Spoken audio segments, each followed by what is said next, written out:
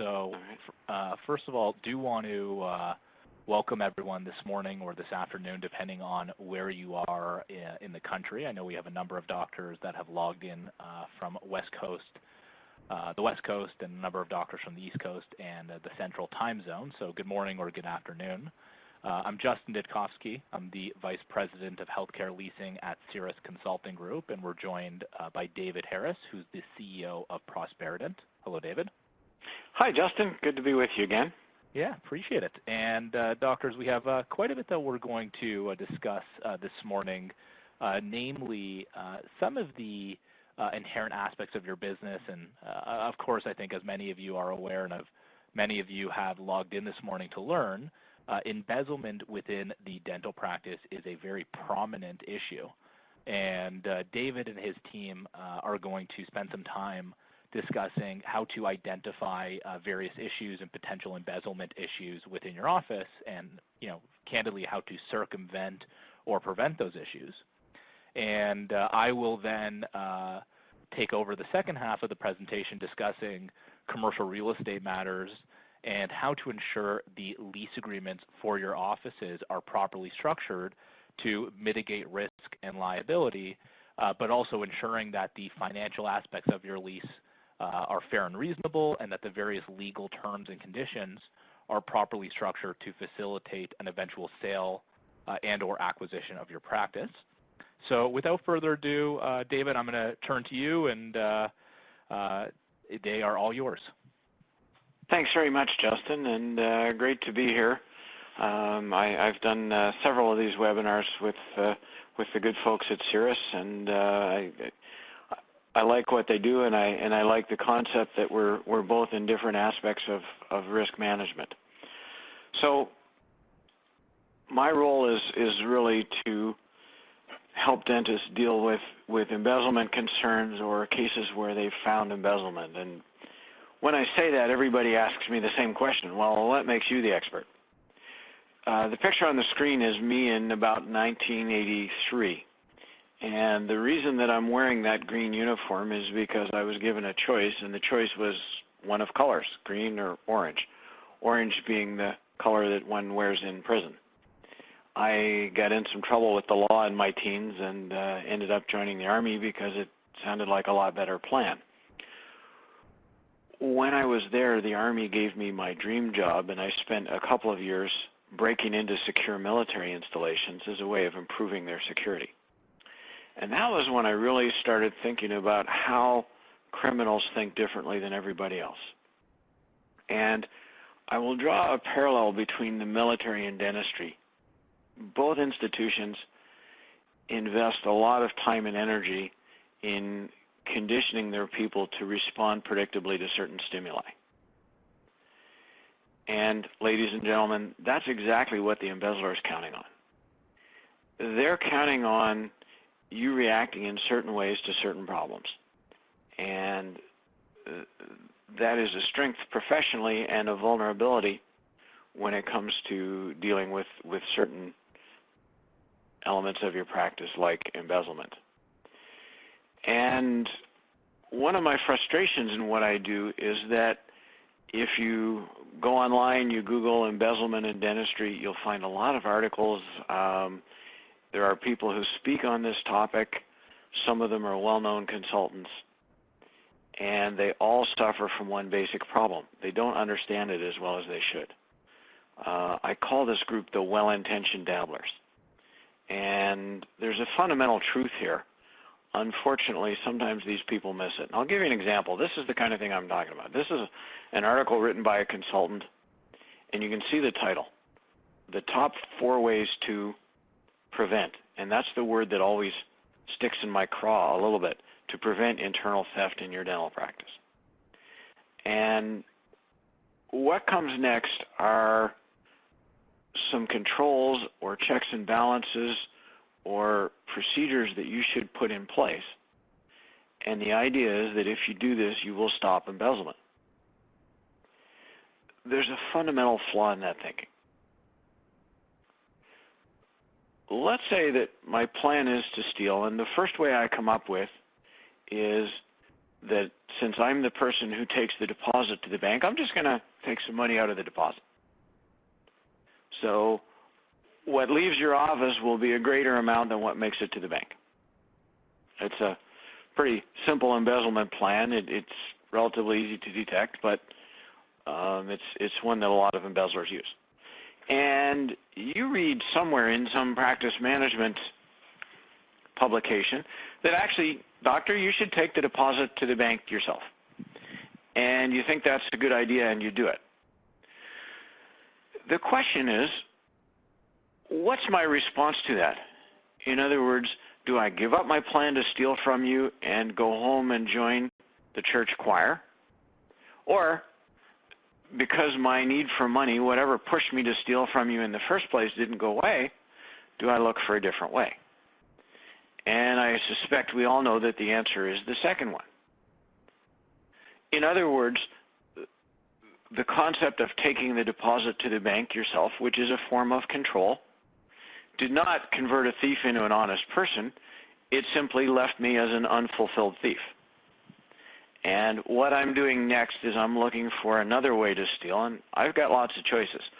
So the first thing I want to say is that notwithstanding what you will hear from a lot of people, controls do not convert thieves into honest people.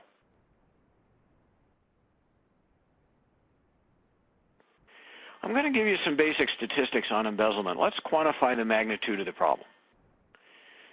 The first thing is that the average amount that a thief steals from a dental office to the point where they get caught is about $109,000.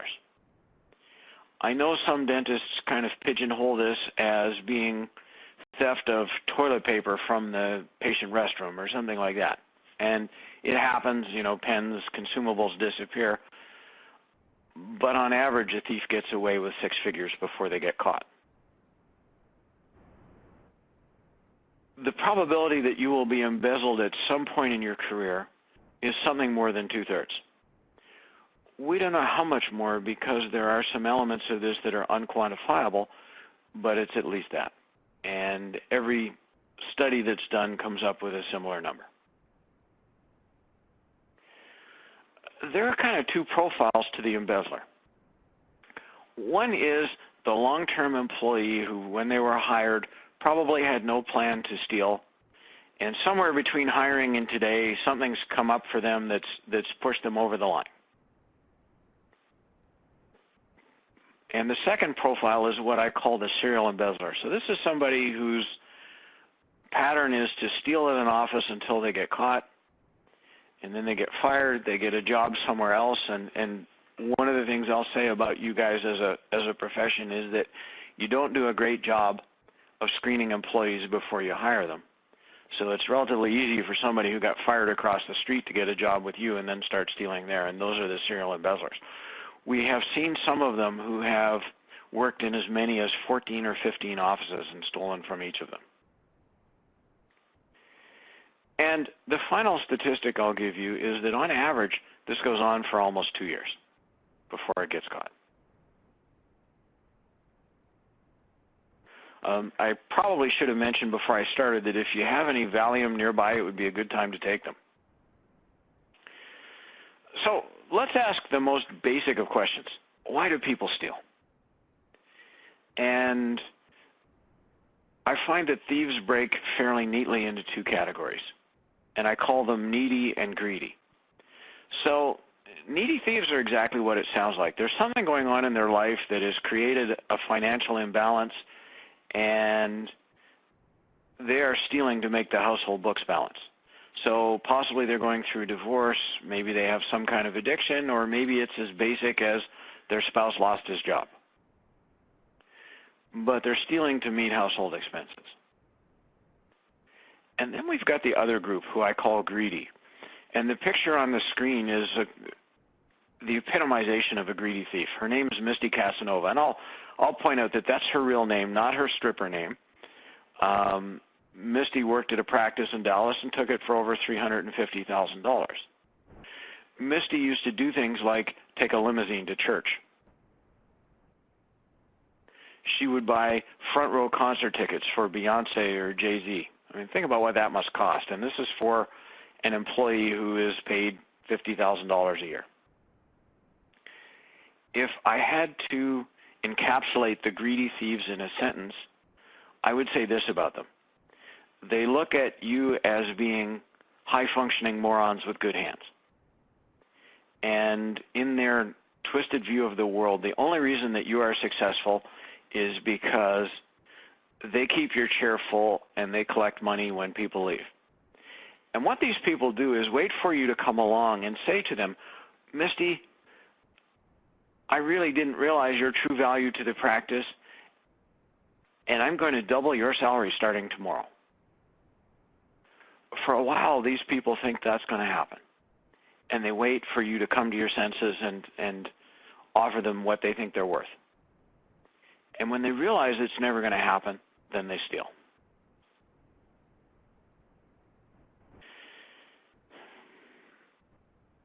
When I talk to dentists about embezzlement, what invariably is in their mind is the theft of cash. And don't take me out of context here. Thieves will happily steal your cash. But in 2018, the majority of stolen money actually takes other forms, like stealing your checks, stealing credit card payments to you, and even interfering with what are called ACH deposits. ACH is automated clearinghouse. So that's when an insurance company typically puts money directly in your bank account. There are two ways to steal. There's what's called outflow stealing, which means getting you to pay out something that you aren't supposed to. Tampering with payroll would be an example of outflow stealing. Inflow stealing, which is sometimes called skimming, means stealing patient payments or insurance payments that are coming into the practice. Between these two, inflow stealing or skimming is the dominant form of embezzlement.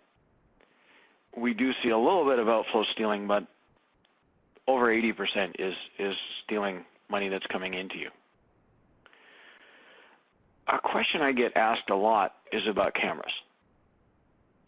If I put cameras in my front office, will that help me somehow with embezzlement? Here's the basic problem with that idea. Embezzlement can happen anytime.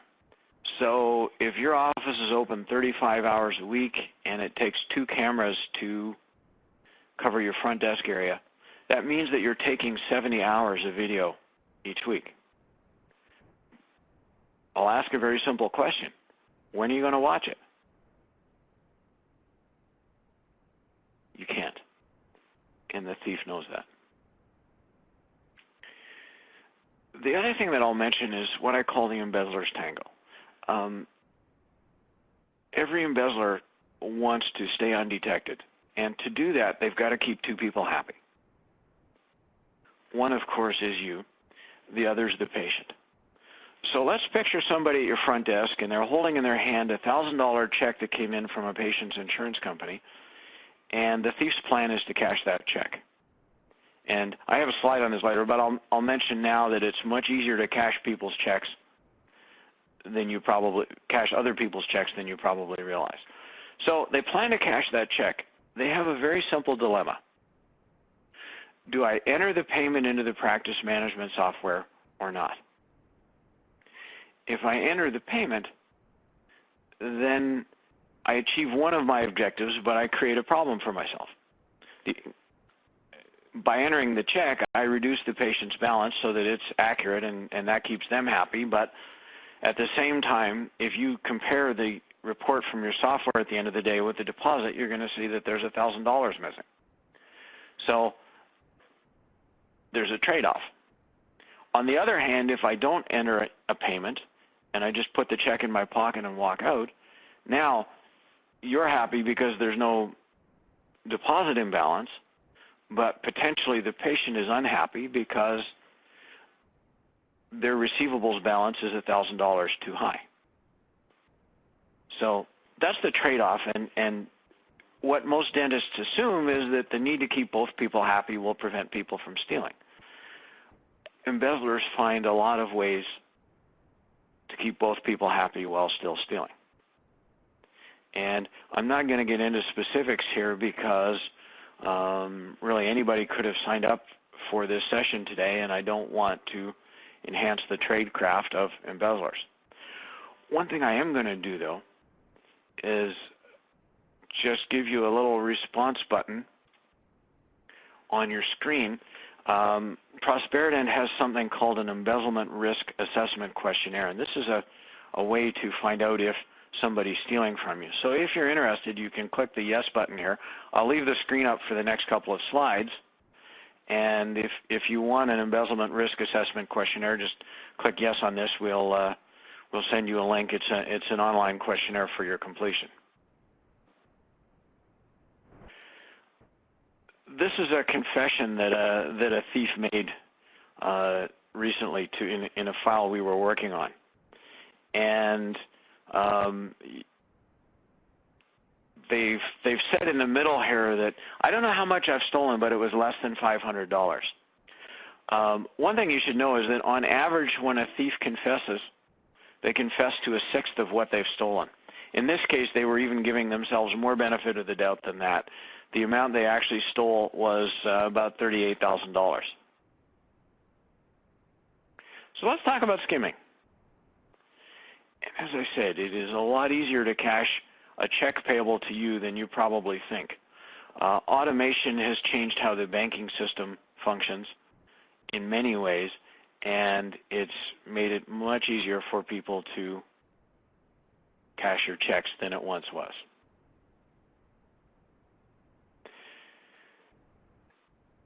This is probably my most important slide. And, whoops, sorry, I thought there was more to it. This comes from a survey that the American Dental Association did about 10 years ago. And what they did was they asked embezzlement victims what tipped them off. And there were a lot of answers that came out. Everything from my accountant found the embezzlement, which incidentally happened only 4% of the time, to a patient asked me a question and that prompted me to discover, or my day sheet didn't balance. There were a lot of answers. A few years ago, I said that there's probably more to this story than the ADA survey really told, and I went back and reanalyzed the data. And what I did was I divided the responses into two categories, being financial indicators of embezzlement and behavioral ones. And you can see what the graph shows. More than two-thirds, the number is actually 68% of embezzlement was discovered not because of some financial inconsistency, but typically the way the thief was acting. And I'll go through in a minute some of the behavioral indicators of embezzlement. But one of my pet peeves with the way that some people have been taught to approach this problem is that they're focusing on the financial when there's a much bigger target right beside it. So what does stealing behavior look like? Here are some of the answers. I'm just going to leave that embezzlement risk assessment questionnaire up for just another minute. Maybe I'll move it on the screen so that you can see what the main stuff is on the screen. So if you want the questionnaire, I'd encourage you to vote yes. This is something, by the way, that we normally sell on our website for $139, but it's at no cost, courtesy of Cirrus. So here are some of the things that are embezzlement indicators. The first one is very simple. Thieves typically want some alone time in your office. They don't normally want to steal when other people are around. So they'll come in early, or they'll stay late, or they'll come in on Saturday, but they do something so that they can be alone. A lot of them are reluctant to take vacation. And there are different ways to steal, but some of them require control over the flow of information. And when somebody goes away on vacation, they lose that. So a lot of thieves are a bit reluctant about vacation. Territoriality is very common. They're possessive about their job duties. They can be visibly run off their feet, but they don't want to delegate any part of what they do to anybody. They also don't want to cross-train anybody else to do their job, because that creates the possibility that their job somehow gets divided up and they lose the control that they need in order to steal. A lot of embezzlers get very nervous when you bring in some kind of outside advisor, like a practice management consultant or a coach or Some kind of advisor, even your CPA getting more involved in your practice may make them nervous. This is often the person who cuts ethical corners. Maybe they do it for patients. Maybe they're the sort of fixer who somehow manages to get patients bleaching covered by insurance. And another symptom, and I'm giving you a subset of a bigger set of phenomena, a basic observation about human nature. Honest people don't have to keep telling you how honest they are. And when somebody does that, you probably have some justification for being concerned.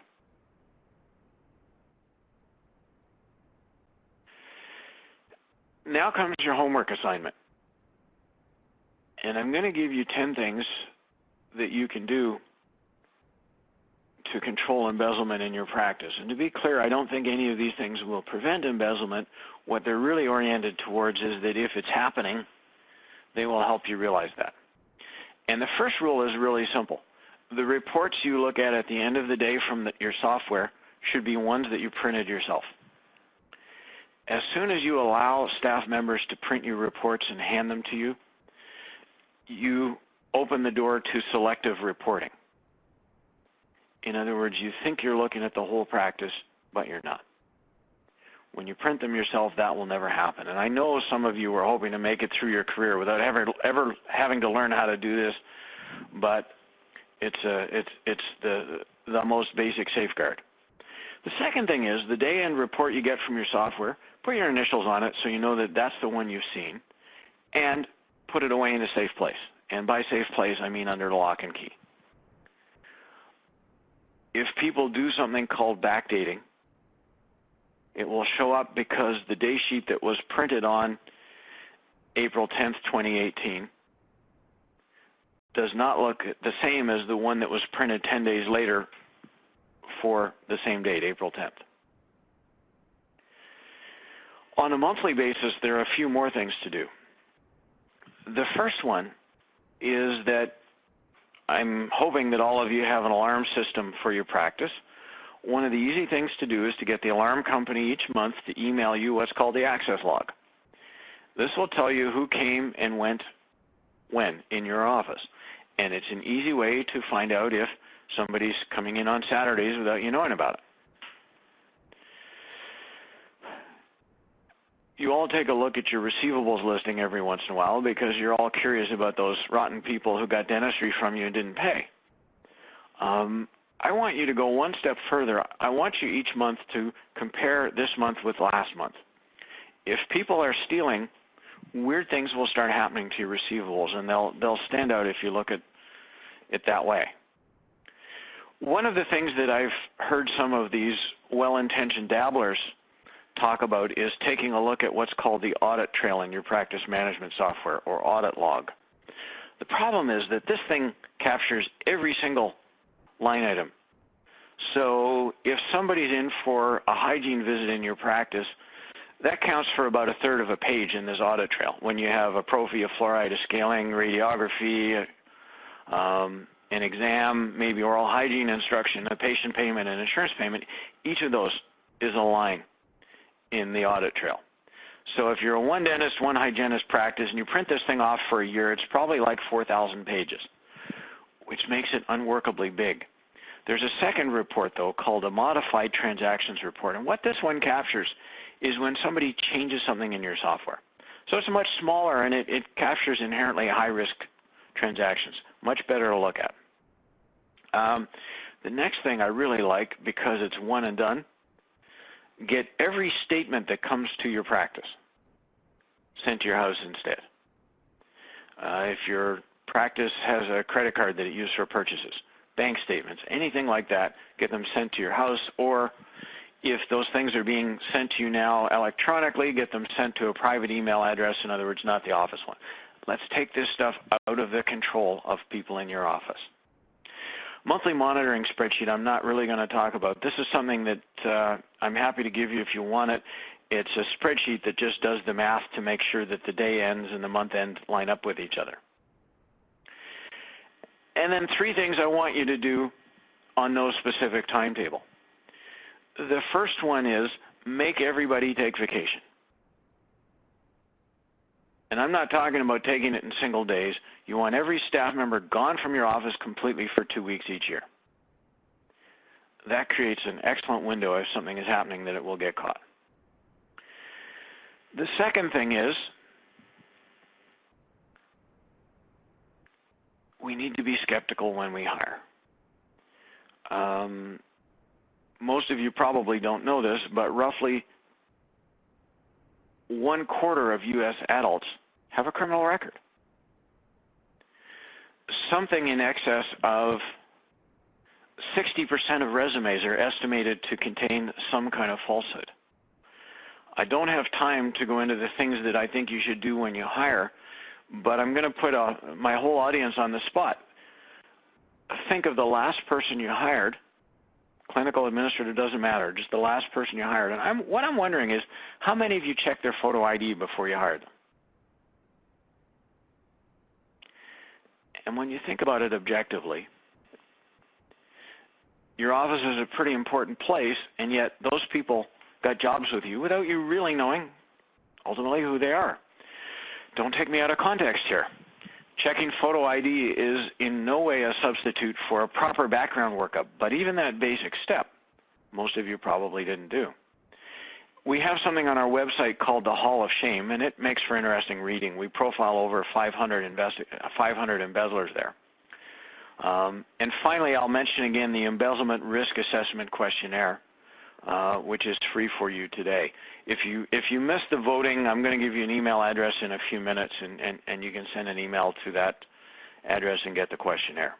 But it's very quick. It takes less than 15 minutes, and it'll give a great barometer of whether somebody's stealing or not. And speaking of it, there's the email address if you missed it, requests@dentalembezzlement.com. I've also put my personal email address and Prosperident's phone number if you have any questions. Ladies and gentlemen, thanks for listening. I hope you don't have a problem with embezzlement, but statistically some of you do. And Justin, it's back to you. Thank you very much, David, and certainly very enlightening. Interestingly, I was having a conference call yesterday with an executive team of a global Fortune 100 bank, and they were mentioning to me that one of the biggest issues that most of the big banks have is actually check fraud. So when we talk about embezzlement and reviewing documents and being diligent and proper hiring practices, certainly very relevant, and David, certainly some very enlightening information. With that being said, do want to thank you all for joining us this morning. Do hope that you learned quite a bit from David's presentation, certainly some very relevant and helpful information. And now we're going to spend a little bit of time discussing commercial real estate, lease negotiations, and certainly relevant for all of you, whether you currently own a practice, you are thinking of buying or building a practice, you currently own your own real estate. In either case, certainly very relevant for all of you. As I'd mentioned earlier, I know some of you had logged in a little after we had already begun. I'm Justin Ditkofsky, and I'm the Vice President of Healthcare Leasing at Cirrus Consulting. For those of you who are not quite familiar with our firm, we have been in business for roughly 24, going on 25 years now. We are essentially a dental and healthcare specialized tenant representation firm, essentially specializing very specifically in helping doctors and dentists with the negotiations of their office lease agreements. And since our inception in 1994, we have represented more than 10,000 dentists across the country, ensuring that their lease agreements are structured properly with favorable financial and economic terms, but also from a legal standpoint, ensuring that the legal terms and conditions are properly structured to minimize risk and liability, as well as ensure future transferability of the lease for an eventual sale or acquisition of the business. And what makes our firm relatively unique is, generally speaking, for most business owners, not exclusively dental, But most business owners, if you do have some type of real estate requirement, generally speaking, you will engage the services of a local real estate agent or broker, or the expertise and services of a local real estate attorney. And a number of years ago when we started the company, we had realized that, first of all, dentists and doctors are wonderful tenants because you're long-term stable business owners who very rarely default on your lease obligations. However, unfortunately, you were not generally properly represented to ensure your leases were properly structured. And what we noticed was, generally speaking, a lot of these issues occurred because either A, you had a real estate broker conduct the negotiations on your behalf, and nothing wrong with having real estate agents or brokers involved in the project. A lot of them are wonderful people and certainly knowledgeable of the local real estate market. However, there is a conflict of interest with them actually negotiating terms on your behalf because of the way that they're compensated. And as many of you may know, real estate brokers receive commissions that are paid by landlords or building owners. However, very few people realize how those commissions are determined. And without going into too much detail, it's generally predicated, their commissions are generally predicated based on either a fixed percentage of the total rent you pay over X number of years. So for example, if you were to sign a 10-year lease agreement and your monthly rent is $5,000 a month, and when I say monthly rent, I'm excluding maintenance fees and operating expenses and so on. However, let's just say it's $5,000 per month in base rental rates, and you sign a 10-year lease agreement, so effectively the rent over your 10-year term is roughly $600,000. The broker commission is generally going to be a percentage of that number and could be on average anywhere from 3% to 5% of that actual number. So in many cases you could be looking at, 3% to 7% of that number. So in many cases you could be looking at a $20,000 to upwards of a $50,000, $60,000 commission that would be paid to the local broker acting on your behalf. The challenge there is the more you pay in rent, the more commissions they will earn, which is obviously a conflict of interest. And furthermore, the real estate brokers are not attorneys, so they're not going to focus diligently on the various legal terms and conditions. Their goal is ultimately to have a lease agreement signed and collect commissions and move on to the next project. The second issue that we identified was very few real estate attorneys specialize in advising healthcare tenants, let alone dental tenants. And as a result of that, we noticed over many years that there were various deficiencies with how lease agreements were structured and generally became quite problematic for the property or the practice owner at the time of sale. So for the last 24 years, we've been exclusively representing doctors and dentists through the negotiations of their lease agreements. Annually, we will work with roughly 1,000 doctors across the country. We lecture extensively, through webinars, actual seminars, but also lecturing at many of the major national conventions. And really the purpose of the presentation is to, first of all, discuss how to reduce and minimize risk and liability by ensuring your lease agreement is properly structured and negotiated. We'll spend a few minutes discussing how the lease agreement is very relevant to the sale or acquisition of your practice, and unfortunately, how the lease agreement can actually make or break the sale of your business. And then we're going to spend some time discussing how the various terms of the lease agreement can unfortunately expose your family and estate to unnecessary risk and liability. And we'll discuss briefly how to circumvent those issues to ensure that your family and estate are properly protected. So I always like to take a minute or two to discuss what an actual lease agreement is. The reason I put up a check is because for most business owners and most dentists, when you think about your lease agreement, at least from what we hear and from our experience, most of you will simply consider your lease agreement to be an agreement that dictates how much you need to pay per month in rent. And that's understandable because for most dental practices, rent or occupancy expenses is generally one of your larger overhead expenses. In fact, for the average practice, it's generally the second or third biggest expense, second only to staff wages and sundries or supplies. In fact, if you want to have an idea of if you're overpaying in rent, there are a number of ways to look into that. First of all, we would need to do a comprehensive analysis of comparable rental rates in the area, which is certainly something that we could help you with.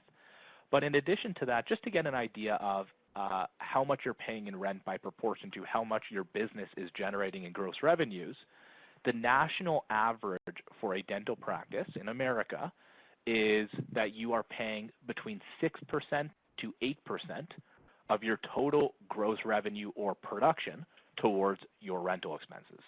So in other words, if your practice is grossing $1 million, your rent should not exceed $60,000 to $80,000. Now, if your rent is below 6 to 8%, that's wonderful. Either that's an indication that your rental rates are phenomenal, or alternatively, your practice is operating very efficiently and profitably. If you're above the 6 to 8%, then that's an indication that either A, you are overpaying in rent, or B, there may be an opportunity to operate your business a little bit more efficiently to be more profitable. But the other reason we put up a check is because, as I'd mentioned, most doctors will simply look at their lease agreement as an indication of how much you pay per month, how many years you need to pay it for, and who you're paying that to. And that is generally how most business owners and dentists actually lose in the negotiations. Many of you, from experience, are so focused on trying to negotiate a marginal decrease in your rental rates, as opposed to focusing on the very pertinent and critical legal items in your lease that could leave you or your estate exposed and vulnerable to certain legal actions and lawsuits. And we try to explain to most people that we understand rent is a very relevant part of the agreement, but it's not the end-all be-all. When you're dealing with building owners, whether you're dealing with a more sophisticated Manhattan landlord or you're dealing with less sophisticated rural property owners, rent is one of the most important elements that they focus on. Their ultimate goal being in real estate is to drive income, rental income for the building up annually, reduce costs, and operate their buildings as profitably as possible. So rent is, for them, the end-all be-all. And if you use rent strategically, it's actually one of the variables in the negotiations. I try to tell a lot of doctors that we have conversations regularly with doctors who complain about their AC system. And I'm sure that's an issue that many of you probably have experienced for a number of years, that your AC or HVAC heating, ventilation, and AC system does not work properly, and during the winter months it's too cold, and during the summer months it's too hot. And I ask doctors how, if they've ever asked their landlord to repair the issue or to replace the system, and I generally get feedback that they've asked and there's been repairs, but it's an ongoing issue. I then explain to them that there are many cases that we will take on where we will advise a doctor to spend or offer the landlord $50 more per month in rent, or let's just say, to be a little bit more bullish, $100 more per month in rent, and to see if that motivates them to provide you with a brand new system. And you would be surprised how often you offer a landlord or property manager $100 more per month, how often that property manager will actually fight to get you a brand new $10,000 to $15,000 to $20,000 HVAC system, simply to drive your rent up $100 per month. And why do they do that? Because when your rent goes up by $100 per month, the way commercial real estate is compared building to building is not based on a total monthly cost, but it's based on a rental figure per square foot. So for example, building A might be leasing space for $30 a square foot, whereas building B across the street might be leasing space for $31 a square foot. And if one tenant in the building agrees to pay $100 more per month or $1,200 more per year, that increases your base rental rate from, let's say, $30 per square foot to $31 per square foot.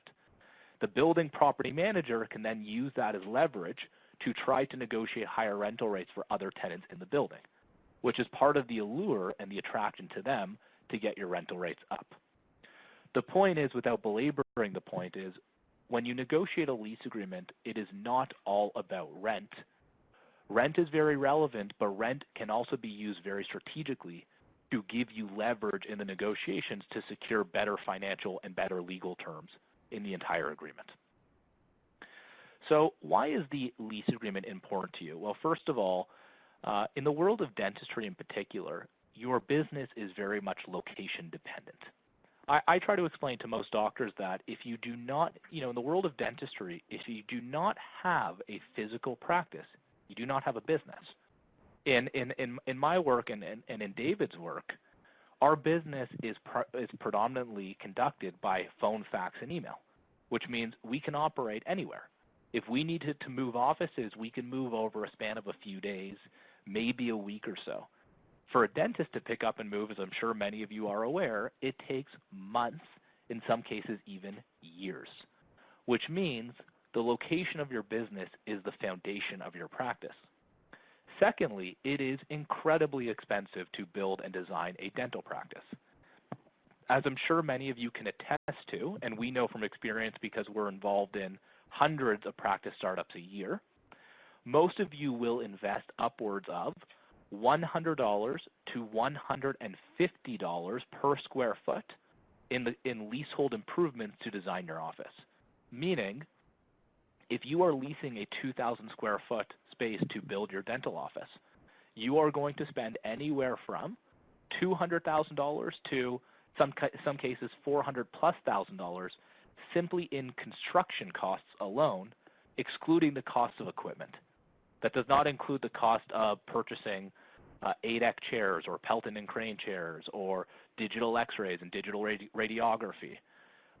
$100 to $150 per square foot to build and design your office, which means it is incredibly difficult, time-consuming, and expensive to move, which means it is critical that we have a lease agreement that is properly structured to give you long-term predictability and stability in your space.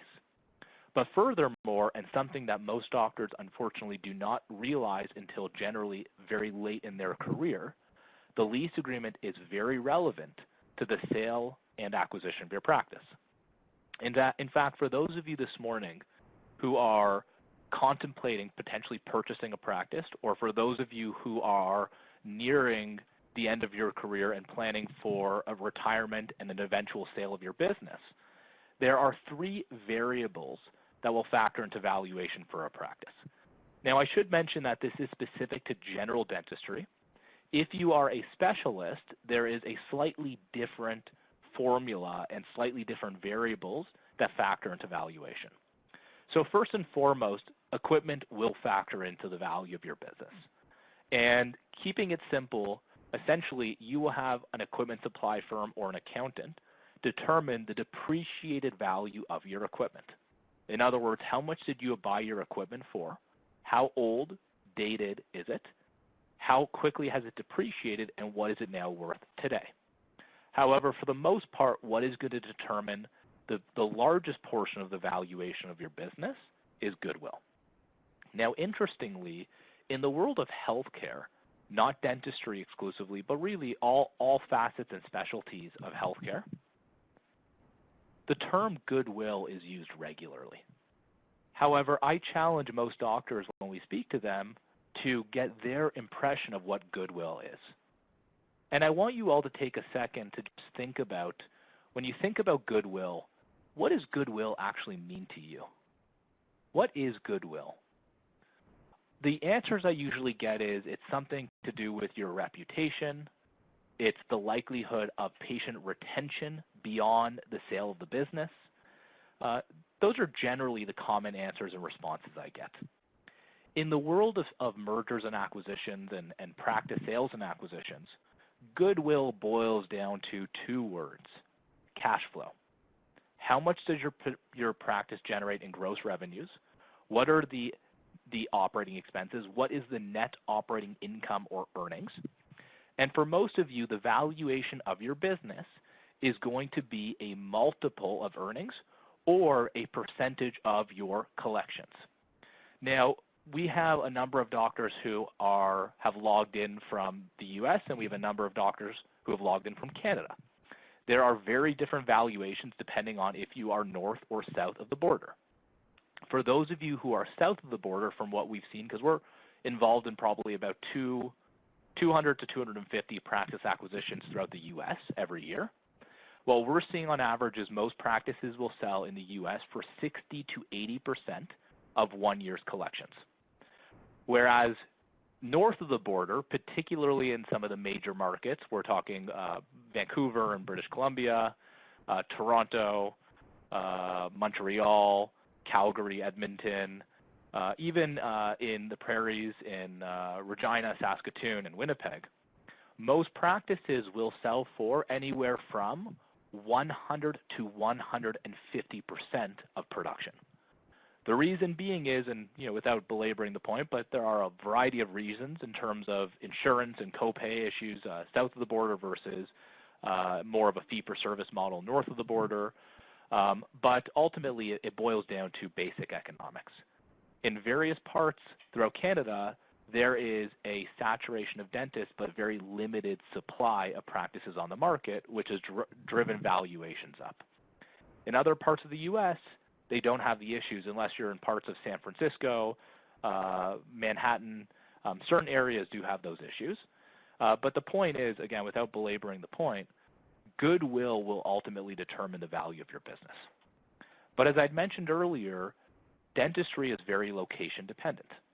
And if your lease agreement is not properly structured, for a variety of reasons, it can actually prevent the sale of your business or devalue the business significantly. The two predominant reasons that occurs is because the lease terms are very prohibitive and the bank or lenders financing the acquisition are not comfortable financing the purchaser to proceed with the acquisition. In other cases, in order to sell the practice, the lease agreement will need to be transferred or assigned from the seller to the purchaser. In order for a lease agreement to be assigned, you need to go through a formal process with the building owner. And in some cases, building owners will actually not allow a transfer or assignment to the lease agreement, or they will impose very unreasonable conditions.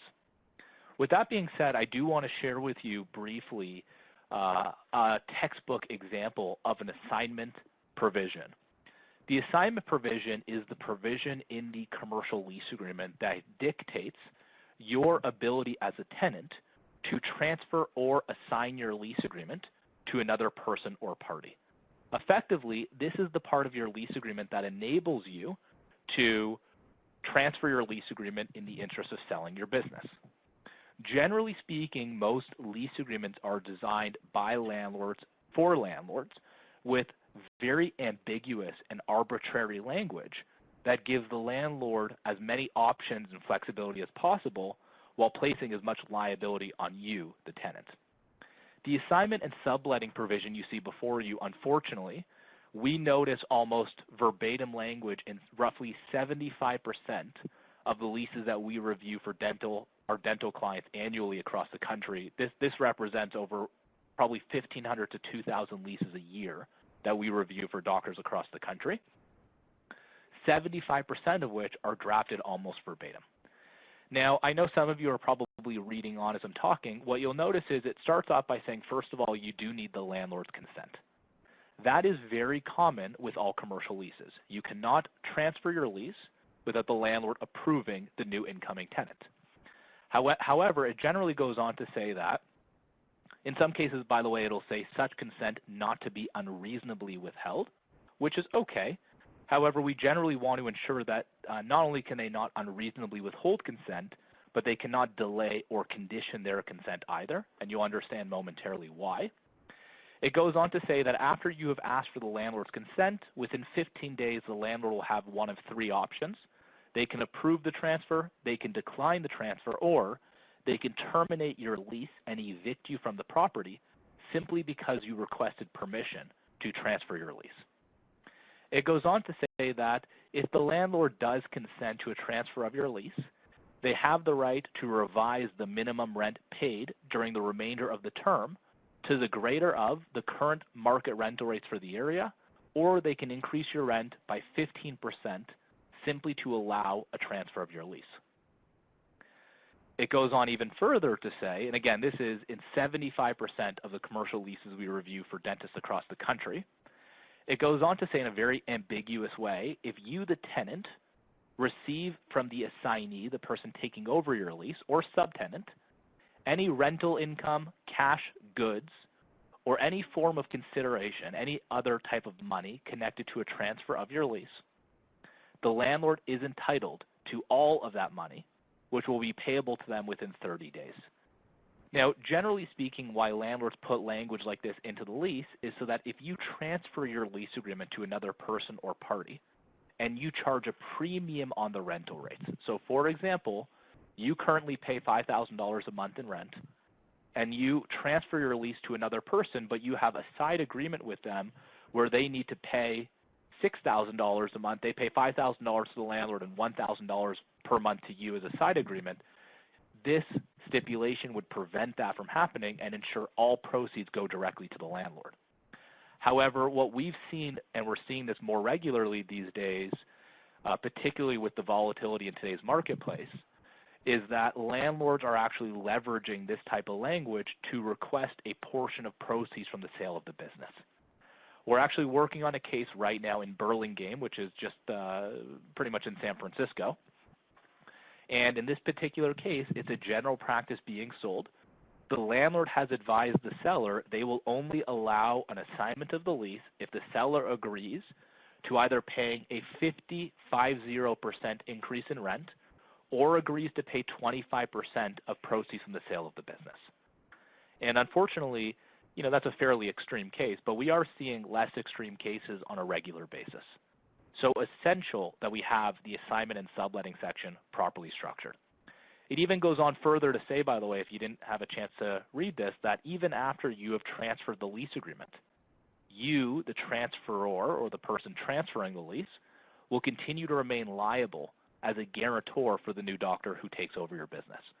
So even though you have sold the business and someone else has taken over, you will continue to remain liable. Now, we've gone through one section of a lease agreement.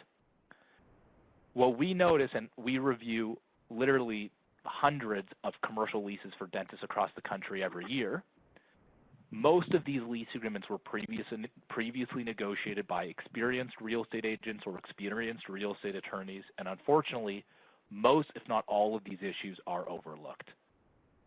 So we encourage and implore everybody to get your lease reviewed, make sure it is done properly, and ensure that you have the appropriate terms and conditions well before you even consider buying or building a practice, or even if you have a lease agreement and you have 7 years of term left on your lease, get your lease reviewed to ensure it is properly negotiated and structured. One of the services that we provide is a lease review service. I'm just going to put this up here, so if you're interested, you can let us know that you're interested in a lease review. One of the services we provide is a lease review service. It is normally a $1,500 service. However, for those of you today, we are offering the service completely free. And what we do during the lease review is we will take a look at your lease, including all supporting documents. Our leasing team will do research on rental rates, comparable properties. We'll essentially be able to advise you whether or not you're overpaying in rent, and we'll help you really understand the various legal terms and conditions to ensure the lease is properly structured. In addition to the assignment and subletting section, we also want to make sure that we have a death and disability clause in the lease agreement as well. Most doctors don't fully appreciate that. God forbid something were to happen to you. God forbid you were to get sick, you were to pass away. The obligations and liabilities under the lease agreement would pass over based on a survivorship to your family and or your estate. And if you do not have a death and disability clause in your lease agreement, it really won't afford your family and your estate protection. God forbid something does happen to you. Now, unfortunately, most, if not all of you, will not have this stipulation in your lease agreement, in large part because we pioneered this 24 years ago when we founded the company. We are now adamant to put this into the lease agreements of all of our clients, whether you're in your late 20s or early 30s, or you are at the very late stages at the end of your career, essential that we have this type of protection in place to protect your family and your estate. And ultimately, what the Death and Disability Clause does is it allows your family and your estate to terminate the lease agreement. God forbid you pass away, or God forbid you are physically disabled beyond a point that you can continue practicing wet finger dentistry. Now, we only really had the chance to talk about very few sections of the lease agreement. Many of you, particularly in more major metro markets, will likely have relocation rights in your lease, which allow landlords to relocate you to a different unit in the building, generally at the tenant's expense and generally with very limited time to move.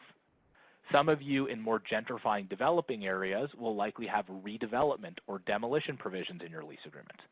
That provision allows building owners and landlords to redevelop your building and effectively have you relocate from one location to another at your expense.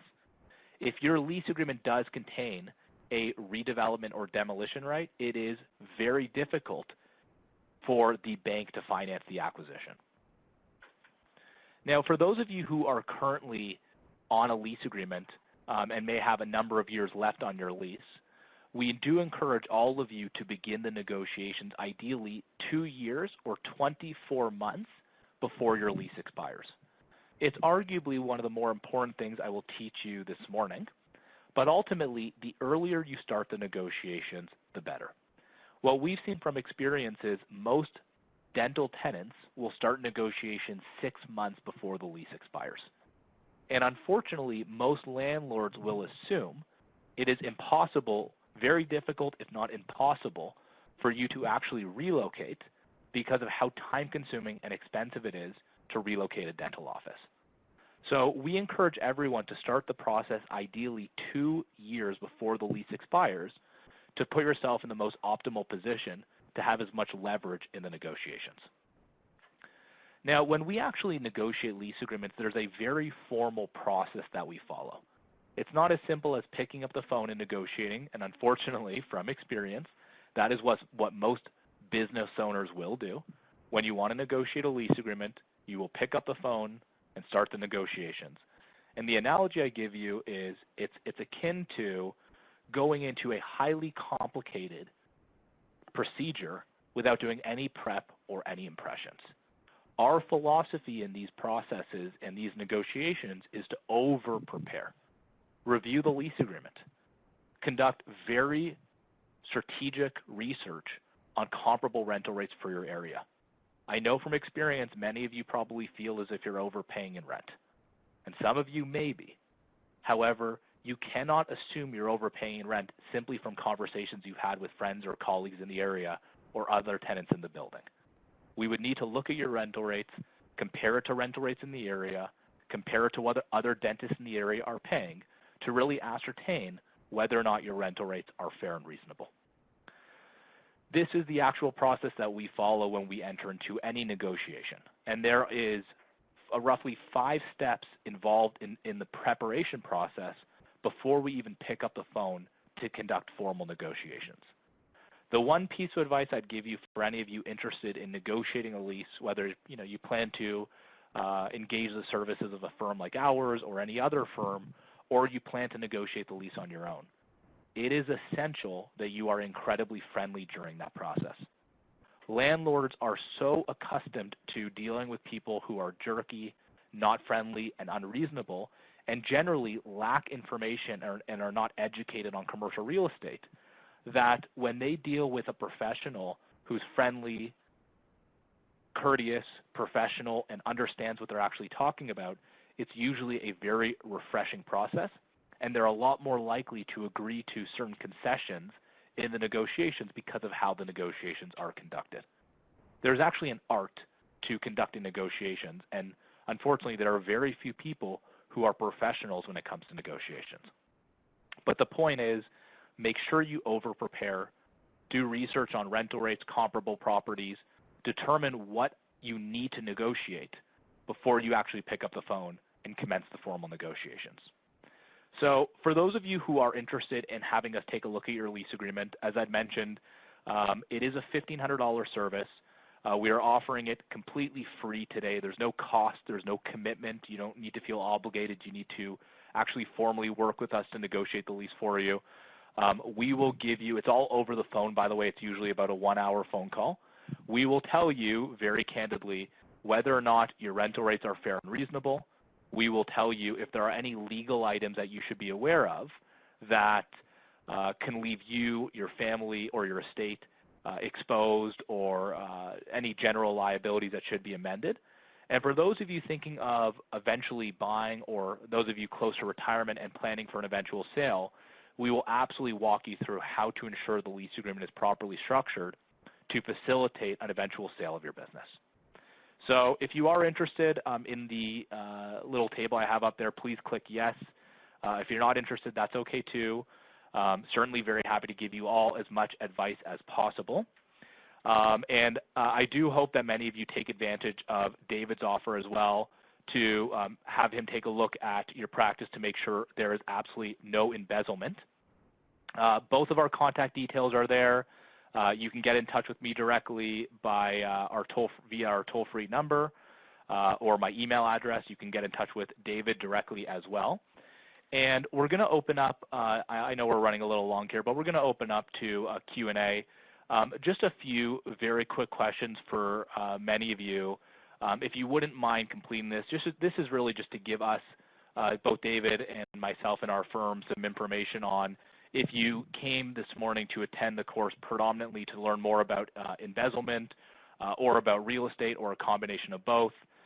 If you prefer to host webinars more in the morning, the afternoon, or the evening, we really do want to cater the webinars to be more focused for our audience and, obviously make it more convenient for you. So if you could please just take a minute or so and just give us your feedback. It really shouldn't take much time. And in about, call it 45, 60 seconds, I will switch it to Q&A. So if there's any specific questions any of you have, David and I are certainly here to address them.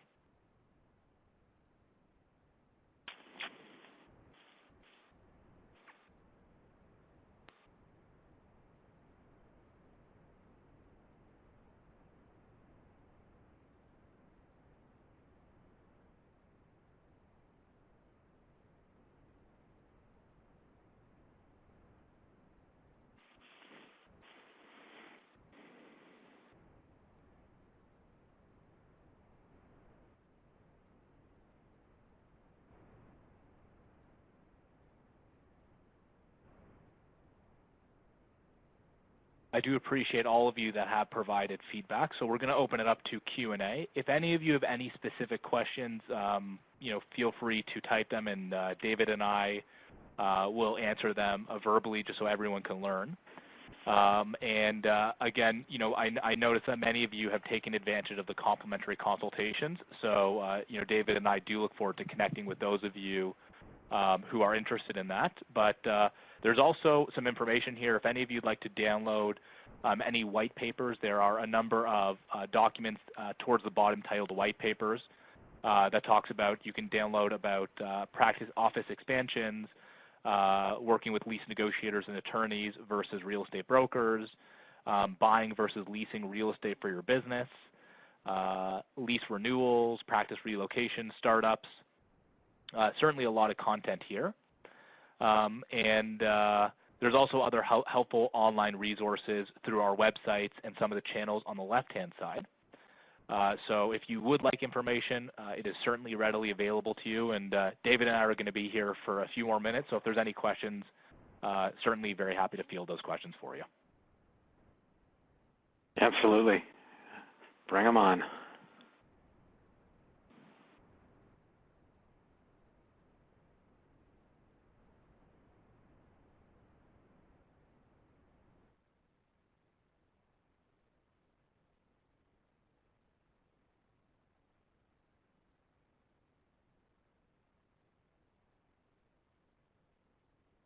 So, Justin, I have a question just while people are thinking about what they might like to ask.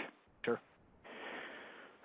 What's the dollar value of the mistake that somebody can make on a lease? It's actually a wonderful question. So The answer really depends on the extent of the issue. So I'll give you a perfect example. The case that we're working on in Burlingame right now, where we're dealing with a very unreasonable landlord who's leveraging control over the assignment of the lease and essentially imposing very unreasonable conditions to the sale of the business. Yeah. What they've essentially offered this particular tenant is that they want a 50% increase in rent or 25% of proceeds from the sale of the business. The rent for that current office today is roughly $14,000 per month, and there's about 6 years left on the lease agreement. So you can do the math there. 50%, call it $82,000 a year times 6, so $400,000+ in an increase in rent over the next 6 years. The practice is also being sold for $1.8 million.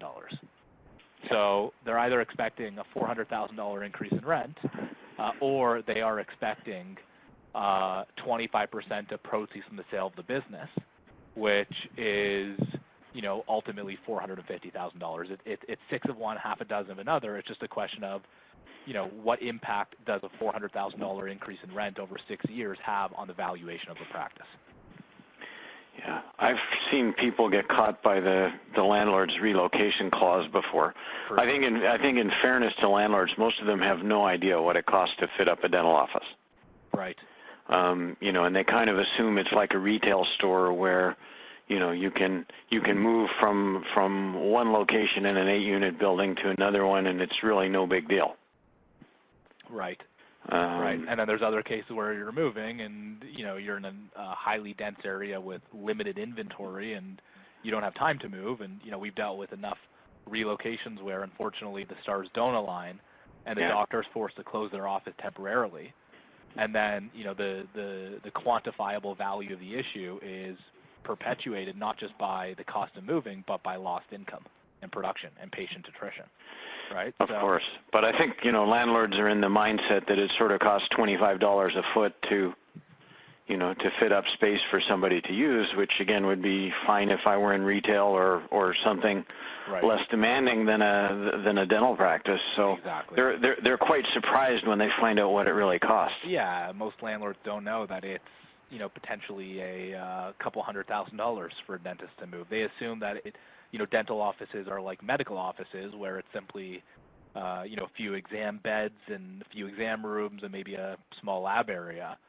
And, a medical office can move over, a few days, maybe a week or so, rather than, a 6-month to 1 year to 2-year process for a dentist. Yep. Right? So, certainly an expensive problem. So we do have a question here from Dr. Bergman, and two-part question. First of all, should you sign a lease agreement if you do not have a death and disability clause? And secondly, if the landlord wants you to be a guarantor 1 year beyond the sale of the business. So Dr. Bergman, I'll give you two answers. So first of all, we are adamant to have death and disability rights for the tenant incorporated into every lease agreement. With that being said, is it one of those items that is a make or break, that if the landlord is unwilling to appease us and provide a death and disability right, honestly, it would largely depend on the situation and if there are any immediate health concerns or risks today. However, I guess my answer would be it wouldn't be one of these items that I would say do not sign a lease agreement because you do not have one. But again, it is very much dependent on the situation. We of course want that protection in place for the estate in almost all cases, but certainly a lot more relevant if there are some underlying health issues for the practitioner today. And if that is the case, then it certainly would be something to go back and forth on, and presumably even offer maybe a little bit more rent to induce the landlord to provide that particular item. Secondly, your question about being a guarantor 1 year beyond the sale of the business. Obviously not ideal, but it does depend on the starting point. In many leases that we see, there is no actual expiry on the liability. And in some cases, if you've already signed the lease agreement, you may be a guarantor indefinitely beyond the sale, at which point, if that particular item is revised or amended, and it's structured where the limitation or the guarantee is limited to 1 year beyond sale, that would actually be, in my opinion, a fairly favorable amendment, as opposed to being a guarantor indefinitely for an undefined period of time. it is not unusual for landlords to want you, the tenant, to remain a guarantor for at least a period of time beyond the sale of the business, largely because they want you to have some skin in the game. And they want you to ensure that the doctor you sell your business to has been vetted and is a trustworthy, honest person. And if you, the seller of your business, have no concerns about being a guarantor because you have no concern that the purchaser of your business is going to default in their obligations, then the landlord should feel comfortable in that arrangement as well. So simple answer is being a guarantor 1 year beyond sale. Obviously, the idea would be that there's no guarantee. However, very common for landlords to want at least some type of guarantee beyond the sale of your business. 1 year is actually not a terribly long period of time. Many cases, landlords are looking for 5+ years beyond the sale of your business.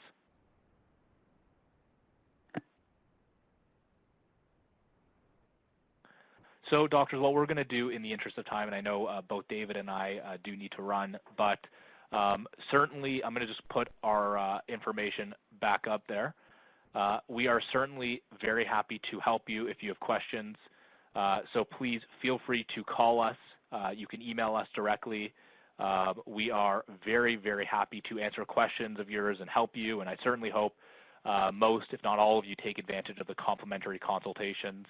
And with that being said, doctors, do want to thank you all very much for your time and hope that you found the webinar this morning enlightening and educational. And David, thank you very much. Appreciate you always joining us. Always a pleasure to be with you, Justin. And all of you, please be well and take good care. And I do hope that both David and I have a chance to speak with you all soon. Take good care.